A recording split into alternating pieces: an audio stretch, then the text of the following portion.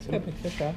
So this is the bottom of the 63 Lotus 29 tub, and this is aluminum, correct? And this is green zinc chromate primer. The first coat of white, the original paint on the car, another coat of primer, another coat of white, and the last coat of green. Here's the bottom of the tub again. So this is aluminum, and this is the original primer, the original white,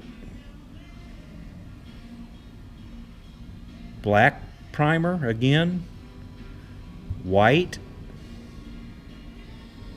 gray primer, gray primer, gray primer, and the top coat of green.